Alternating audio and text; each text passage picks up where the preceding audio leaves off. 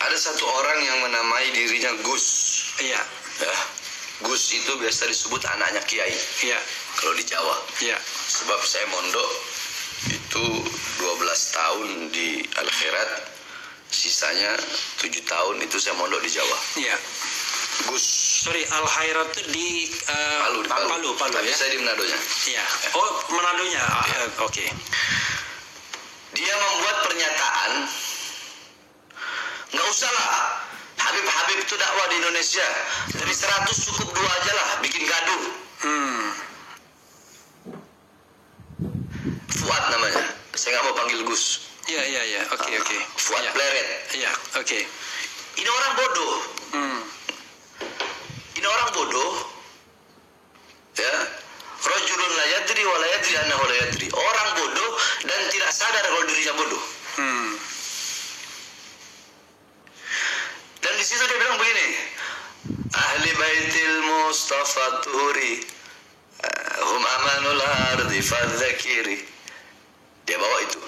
Yeah. Dia bilang ahli baitil Mustafa Tuhuri hum amanul ardi fadzakiri. Habaib itu, ahli bait itu orang-orang yang suci. Jadi kalau ada yang nggak benar itu bukan habaib itu.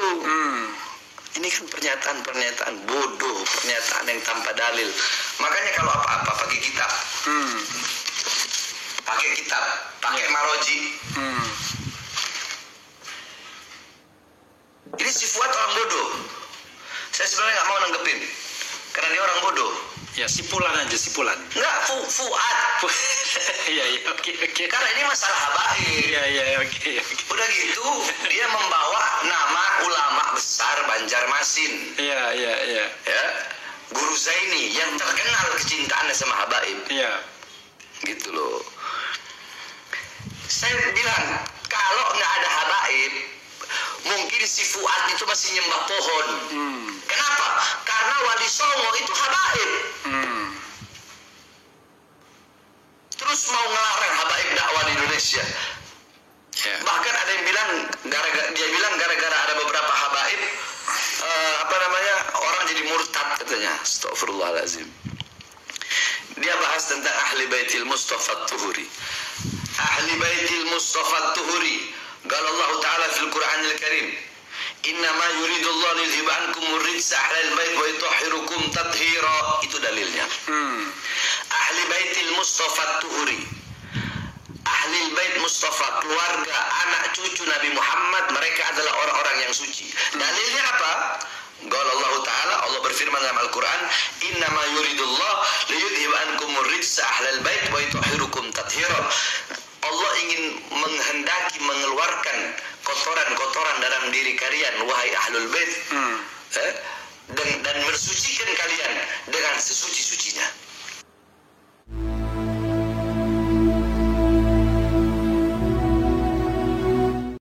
Assalamualaikum warahmatullahi wabarakatuh. Selamat datang, selamat berjumpa kembali di channel Islam Nusantara, channel yang selalu setia dan standby di ujung selatan Pulau Jawa. Bahar bin Smith makin ngelunjak saja. Nampaknya ia cari panggung karena akhir-akhir ini order ceramahnya mungkin sepi. Maklum, masyarakat Indonesia sudah mulai sadar. Salah satunya adalah mungkin karena sudah menonton video dari Bang TIJ dan Bang Lubis. Di situ keduanya membahas Bahar bin Smith tanpa tedeng aling-aling, membongkar kebusukan, kebohongan hingga kelicikan Bahar bin Smith.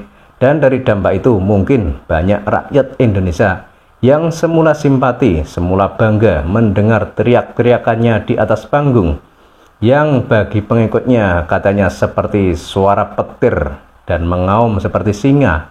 Tapi setelah orang-orang itu sadar, ternyata tidak seperti yang mereka bayangkan sebelumnya. Bagaimana tidak, orang yang mengaku Habib, mengaku keturunan Nabi, tapi sukanya minta dihormati, minta disanjung, bahkan jika ada yang tidak hormat dengannya akan digertak. Sehingga dengan gertakan itu diharapkan orang akan takut karena suaranya dibuat besar dan agak serak-serak untuk memberi efek seram.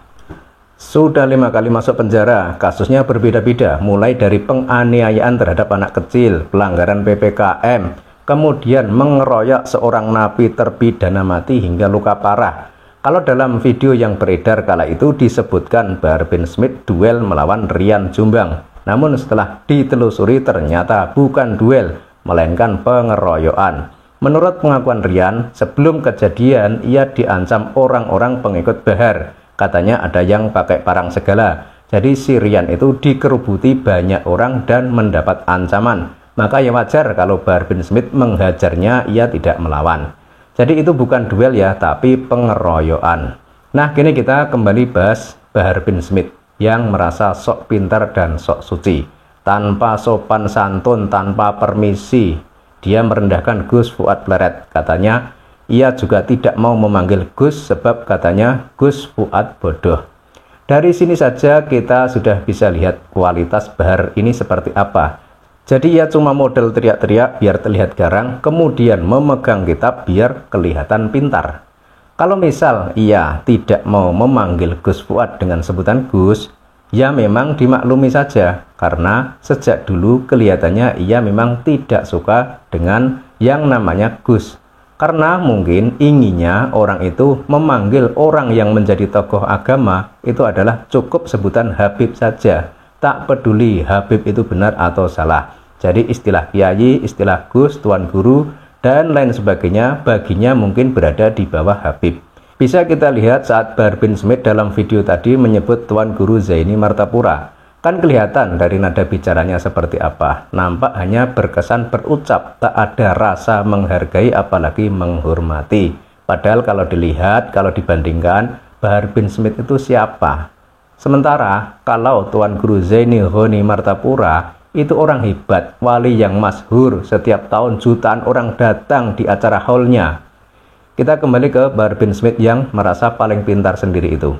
Padahal Bahar bin Smith itu usianya baru 38 tahun kalau nggak salah. Sementara Gus Fuad Pleret itu sudah 40 tahun lebih. Artinya apa? Dalam bersopan santun saja Bahar bin Smith ini belum paham.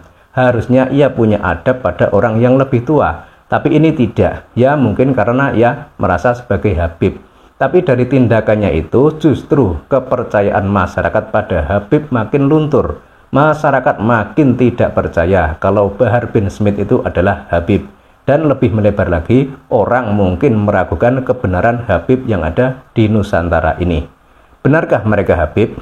Benarkah para Habib ini keturunan Kanjeng Nabi? Pasti begitu yang terbersit di benak orang-orang yang tidak tercuci otaknya oleh mereka. Semua itu dilihat berdasar apa yang dilakukan oleh segelintir oknum Habib yang memang suka bikin kekacauan di negeri ini. Mereka suka melaknat, suka menghina, suka bicara kotor, suka melawan pemerintah yang sah.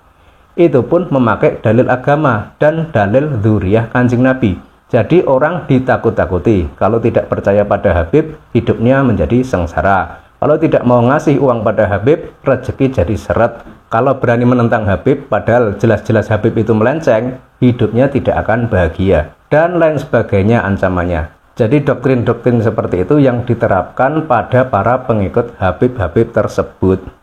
Kita kembali ke Bahar bin Smith. Bahkan di video tadi, Bahar bin Smith mengatakan, kalau tidak ada habaib mungkin Gus Fuad masih nyembah pohon. Karena Wali Songo itu Habib, katanya. Jadi sangat rancu pendapat orang ini. Menyerang Gus Fuad tapi memakai landasan Wali Songo. Lah Gus Fuad itu keturunan Wali Songo, Drun. Anda mainnya kurang jauh. Jadi Bahar bin Smith ini tampaknya gegabah ya. Saking mau menunjukkan akting kegarangannya di depan kamera. Sehingga tidak mempelajari dulu apa yang akan ia ucapkan. Ya mungkin ia diminta oleh para pemujanya untuk membahas Gus Fuad Pleret. Dan pasti yang diinginkan para pemujanya adalah ucapan keras, melotot, sangar, garang, biar terkesan menakutkan. Bahkan suara dibuat serak-serak biar terlihat lebih berwibawa. Tapi semua itu hanya acting bro. Jadi kesimpulannya bagaimana? Bahar bin Smith seharusnya bulan puasa ini banyak-banyak di rumah saja. Karena kalau keluar banyak godaan. Banyak warung makan, banyak yang jualan minuman es dan lain sebagainya. Kalau imannya tidak kuat, nanti bisa batal puasanya. Salam waras.